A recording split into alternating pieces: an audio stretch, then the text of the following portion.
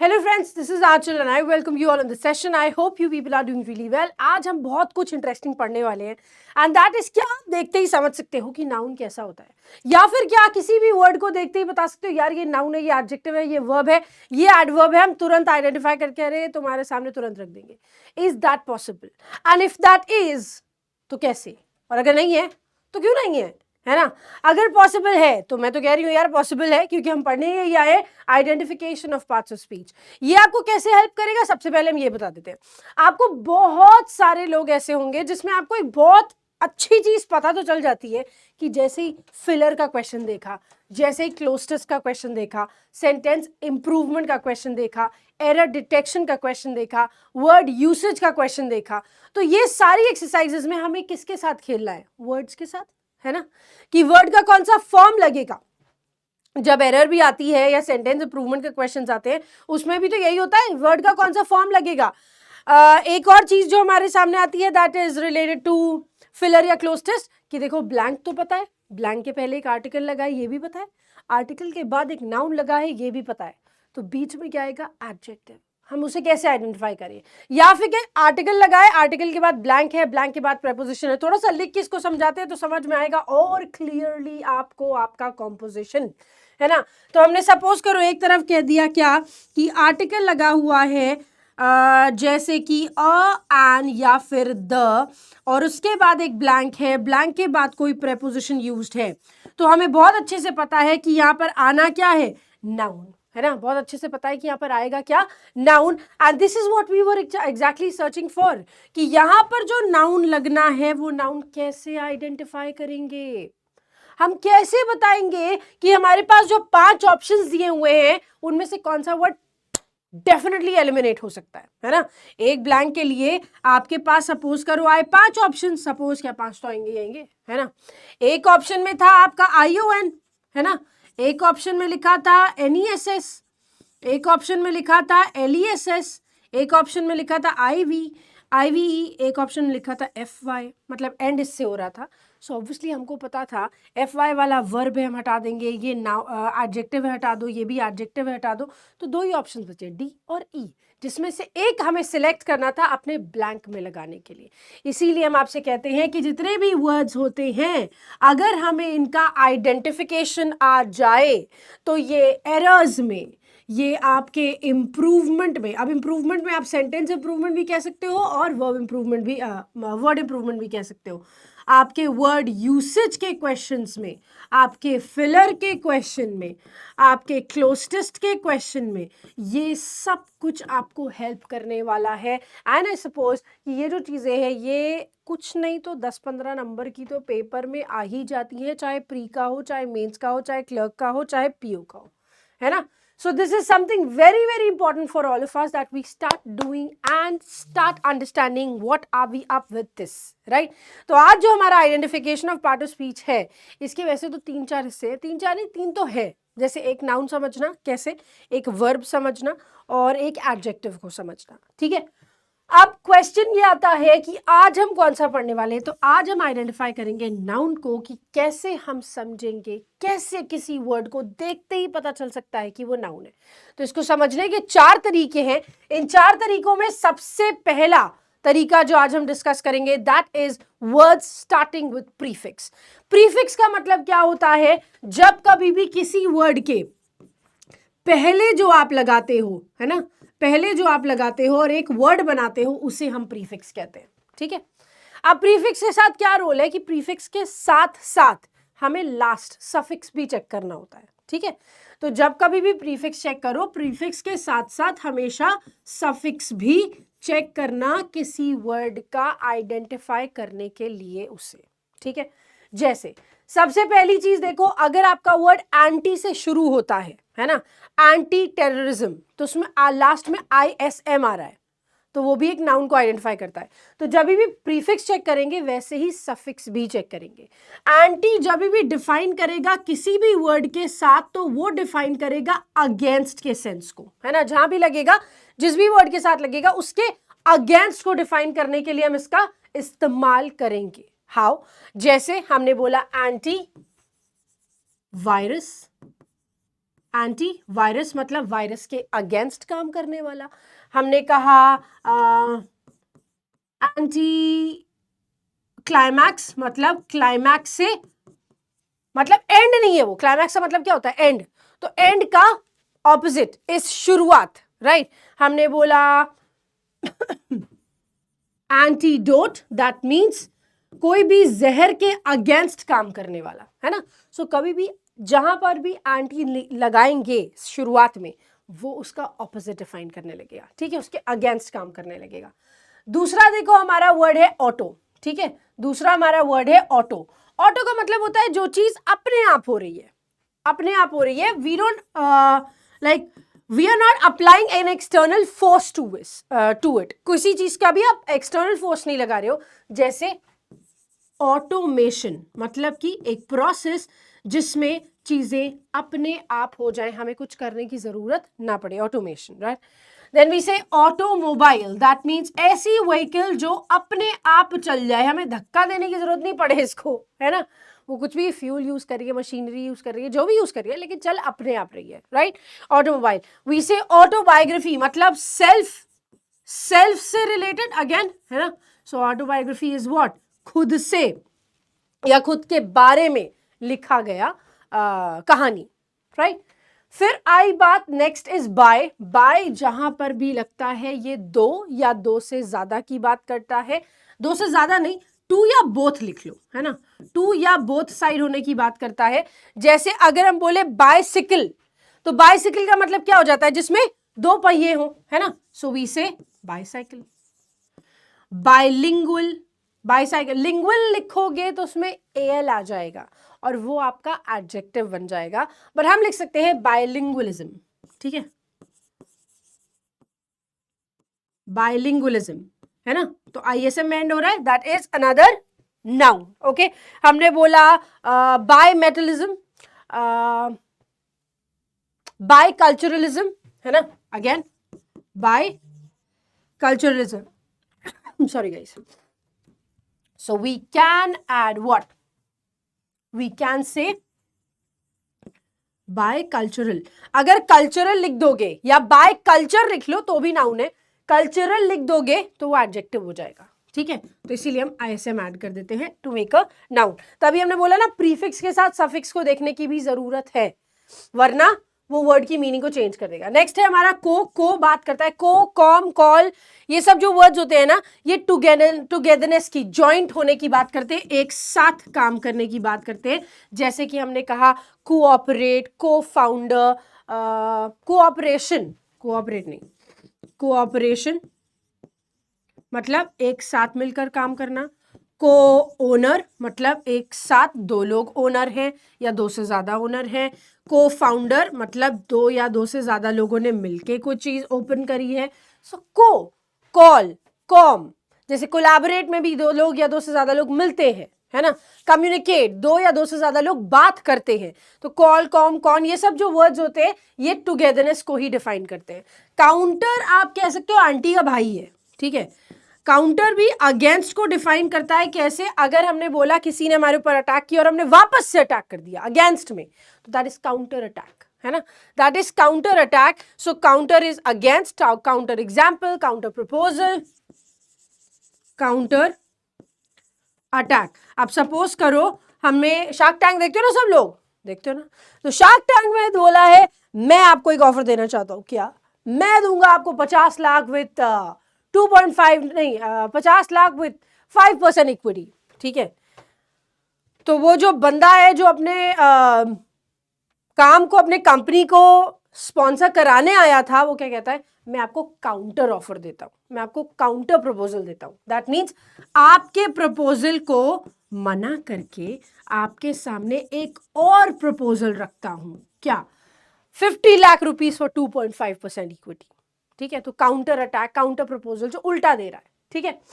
फिर उसके बाद है डिस। डिस एक ऐसा वर्ड है जो कॉन्वर्स को डिफाइन करता है। कॉन्वर्स अगेन कह सकते हो जो लिखोगे उसका उल्टा हो जाएगा, ठीक है।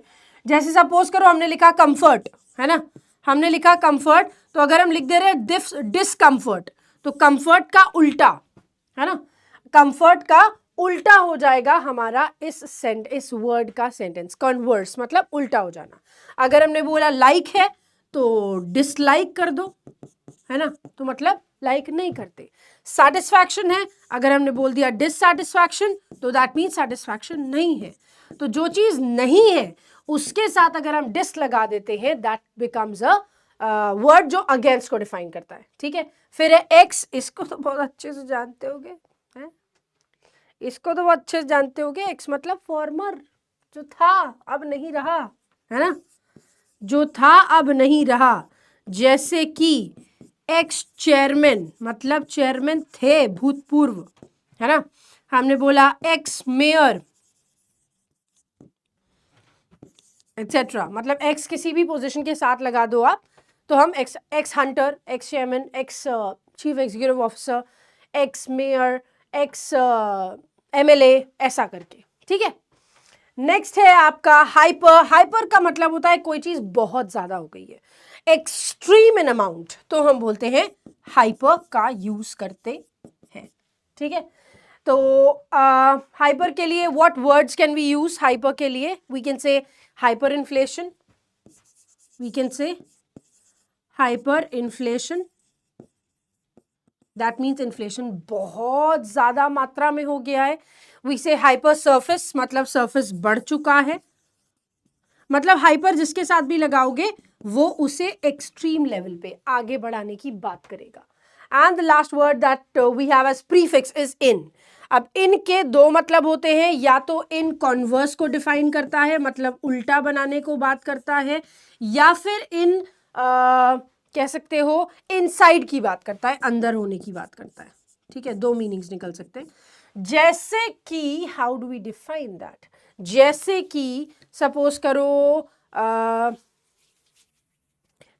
अटेंशन में अगर हम इन अटेंशन लिख दे तो इन अटेंशन का मतलब क्या हो जाएगा कि कोई ध्यान नहीं दे रहा है, कॉन्वर्स, है ना। इनकोहेरेंट कह देंगे तो इसका मतलब क्या हो जाएगा कि समझ में नहीं आ रहा है, इनकोहेरेंस। इनसाइड में बोलेंगे इनपेशेंट मतलब कि इनपेशेंट दैट मीन्स कि वो पेशेंस में है, he is understanding everything, he is patient about it, right? So therefore ये सब prefix, लेकिन prefix के साथ हमेशा आप suffix को भी चेक करोगे, लास्ट में जो दिया है उसको भी चेक करोगे, without this it will not work, है ना। तो प्रीफिक्स के साथ हमेशा लास्ट, प्रीफिक्स मतलब पहले, पहले के साथ हमेशा लास्ट वाला चेक करोगे तभी आएगा। Whereas on the contrary अगर हम suffix को देखें, या अगर हम सफिक्स को देखें तो सफिक्स दो चीजें लेकर आता है, या तो किसी एडजेक्टिव में या तो किसी वर्ब में। इन वर्ड्स को ऐड करके आप क्या कर सकते हैं, एक नाउन बना सकते हैं। अभी पहले हम वर्ब वाला पढ़ते हैं। ठीक है, अगर आप किसी वर्ब में TION या SION ऐड करते हो that becomes what? That becomes an action, वो एक एक्शन बन जाएगा। वर्ब में इनको ऐड करना है, this is what the criteria says. Verb में TION या SION को ऐड करना है। जैसे ऑल्टर आपका एक वर्ब है ना, हमने ऑल्टरेशन कर दिया तो ये एक एक्शन बन गया ना, ऑल्टरेशन का काम करना है ना, कोई प्रोसेस को डिफाइन कर रहा है या फिर किसी काम को डिफाइन कर रहा है, एक्शन को डिफाइन कर रहा है। हमारे पास वर्ड था डिमॉन्स्ट्रेट। डिमॉन्स्ट्रेट का मतलब क्या है कि किसी को बता रहे हैं, समझा रहे हैं चीजों को। अगर हम डिमॉन्स्ट्रेट में क्या कर दे, डिमॉन्स्ट्रेशन ऐड कर दे तो that becomes again what? A noun. Verb में TION या SION ऐड करने से हमारा नाउन बनता है। एक्सपेंशन, इंक्लूजन भी इसी के पार्ट है, या लिखना चाहो लिख लो। एक्सपेंशन, इंक्लूजन, एक्सक्लूजन, एक्सक्लूड होता है उसमें एक्सक्लूजन कर देते हैं, एक्सपैंड होता है उसका एक्सपेंशन कर देते हैं, एक्सक्लूजन कर देते हैं। ठीक है, सो बेसिकली अगर आप किसी वर्ब में SION या TION ऐड करते हो तो वो नाउन बन जाएगा। ठीक है, नेक्स्ट वर्ड है अगेन, अगर आप किसी वर्ब में ER ऐड करते हो वो भी एक नाउन बन जाएगा। This will become a person who does that. ठीक है, वो इंसान बन जाएगा जो वो करता है। जैसे कि आपके पास वर्ड है एडवर्टाइज, है ना, आपके पास वर्ड है एडवर्टाइज, वर्ब होता है एडवर्टाइज, और ऐड कर लो, है ना। एडवर्टाइज वर्ब होता है, उसमें हमने ER लगा दिया एडवर्टाइजर, वो इंसान जो एडवर्टाइज करता है, the person who does that, है ना। हमने बोला ड्राइव, वर्ब है, ड्राइवर कौन हो जाएगा, वो इंसान जो ड्राइव करता है। कंप्यूट, कंप्यूट और कंप्यूटर कर दे तो दैट मीन्स अ डिवाइस या फिर कोई भी जो कैलकुलेशन का, जो इन सब चीजों का काम कर रहा है, computer, right. Silence, silencer, that also becomes a noun, है ना। तो किसी भी अगर आप वर्ब में ER को ऐड कर रहे हो, that becomes a noun. MENT, again MENT भी एक एक्शन को ही डिफाइन करने का काम करेगा। सेम थिंग, इसको भी आप वर्ब में ही ऐड करेंगे। जैसे हमारे पास है डेवलप और हम उसमें कर देते हैं MENT ऐड, तो डेवलपमेंट बन जाता है कि नहीं, डेवलपमेंट बन जाता है। पनिश, पनिश एक वर्ब है, पनिश को हम पनिश में ऐड करेंगे, पनिशमेंट बन जाता है, दैट बिकम्स अ नाउन। किसी वर्ब में अगर हम MENT ऐड कर रहे हैं तो that is a noun. Unemployment, employ MENT, employment, right. Next है, अगर किसी वर्ड में वर्ब में आप ANT या ENT को एडिशन करोगे तो again it becomes a person who does it. जैसे असिस्ट है ना, असिस्ट एक वर्ब है, हम इसमें असिस्टेंट कर देंगे तो वो इंसान जो असिस्ट करता है, जो हेल्प करता है, उसको बोल रहे हैं, है ना। स्टडी, स्टडी होता है ना, स्टडी में ENT लग जाता है, स्टूडेंट बन जाता है वो, that becomes a person who studies, वो इंसान जो वो करता है। कंसल्ट एक वर्ब है, कंसल्टेंट वो इंसान जिससे ये काम करेंगे, कंसल्टेंट, है ना, कंसल्ट करने आए हैं। Next is age, again verb में ही एज का यूसेज होगा। जैसे आपका ब्रेक, और ये डिफाइन क्या करेगा, again this will define only action, ठीक है, एक्शन को ही डिफाइन करने वाला है ये भी। जैसे वेस्ट है, वेस्ट वर्ब होता है, हमने वेस्टेज कर दिया तो वेस्टेज क्या बन गया हमारा, वर्ब बन, नाउन बन गया, ठीक है। तो किसी वर्ब में AGE को ऐड करते हैं तो that also becomes a noun. हमारे पास ब्रेक था हमने क्या किया, ब्रेकेज कर दिया। हमारे पास पैक था, पैक में क्या कर दिया, पैकेज कर दिया, so etcetera. So these words basically are what, आपके वर्ब को डिफाइन करते हैं, लेकिन अगर इनमें ऐड किया तो ये नाउन बन जाएंगे, ठीक है। अगेन वर्ब में अगर आप AL ऐड करते हो, दिस ऑल्सो शोज एक्शन। जैसे हमारे पास वर्ड है डिनाई और हमने कर दिया डिनायल, है ना। हमारे पास वर्ड है प्रपोज, हमने कर दिया प्रपोजल, राइट। हमने कहा रिफ्यूज, रिफ्यूज का हो गया रिफ्यूजल, तो एटसेट्रा। अभी इसमें ना थोड़ा AL वाले में कंफ्यूजन होती है कि यार हम कैसे आइडेंटिफाई करें वेदर एडजेक्टिव है या फिर ये नाउन है। तो यही एक बहुत अच्छा तरीका होता है कि आप वर्ब के साथ अगर इनको ऐड करोगे तो ये नाउन बनाएंगे, ठीक है। अगर आप नाउन के साथ AL ऐड करोगे तो वो एडजेक्टिव बन जाता है, ठीक। Coming forward, we have ANCE और ENCE that defines again verb का action ही define करेंगे, ये action ही define करेंगे।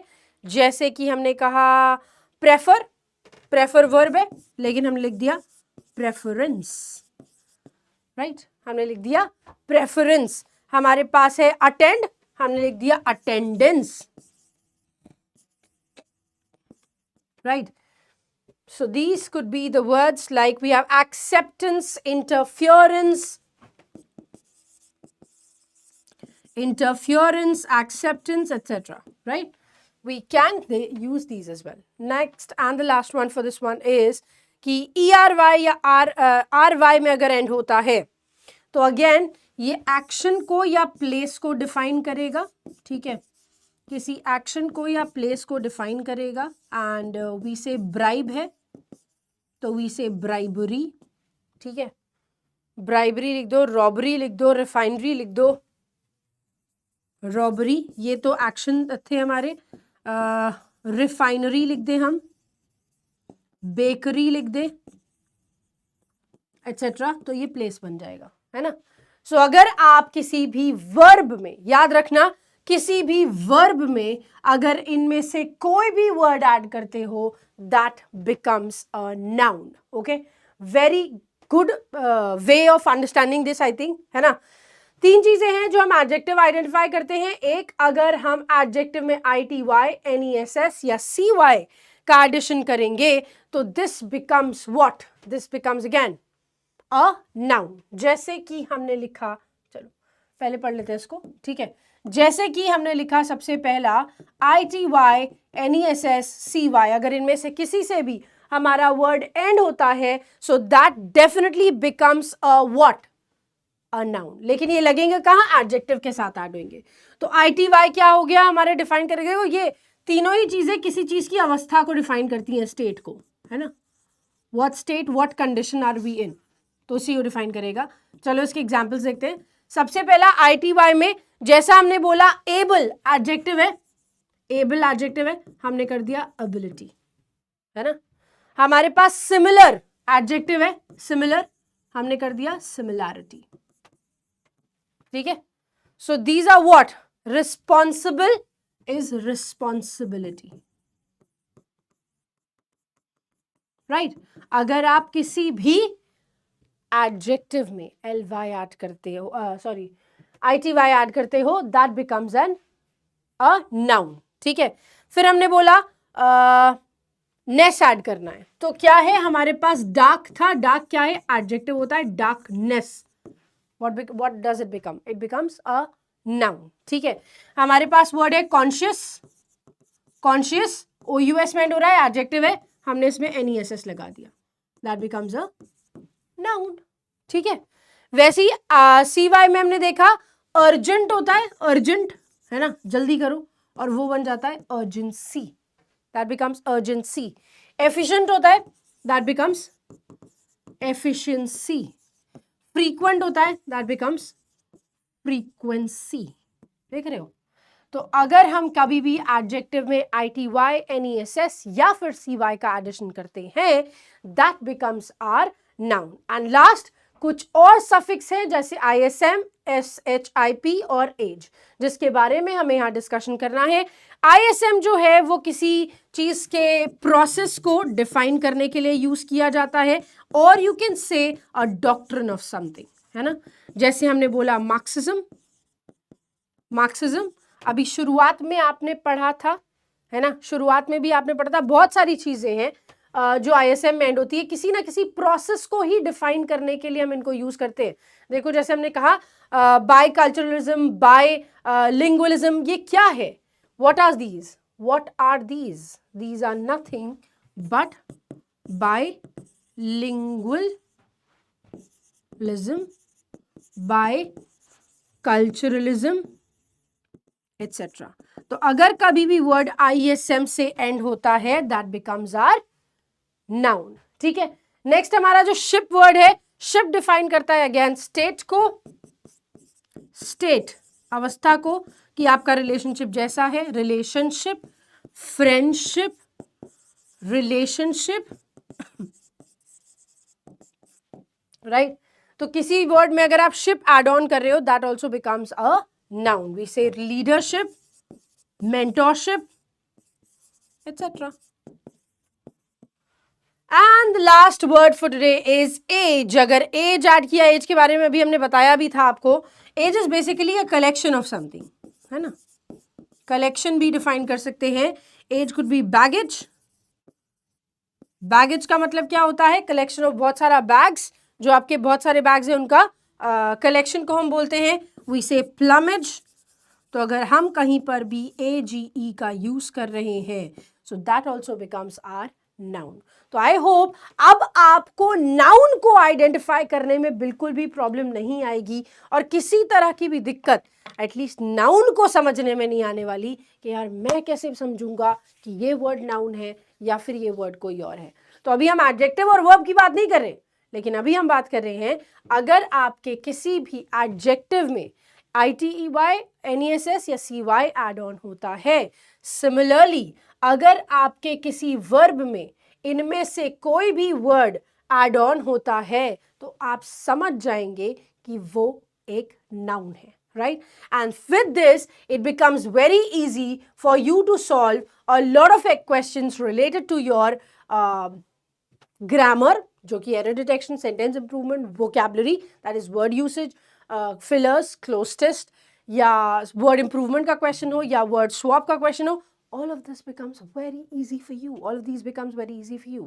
क्योंकि आइडेंटिफिकेशन अगर हमें आ गया कि वर्ड क्या है तो हमारे लिए पेपर बहुत आसान हो जाता है. इसी तरह की और भी videos I be sending you ताकि आपको और ज़्यादा ज्ञान मिले. अब हम मिलेंगे फ्राइडे को 11 AM पर, तो वो वीडियो भी देखना मत भूलिएगा. Thank you so much. Bye. Take care of yourself guys.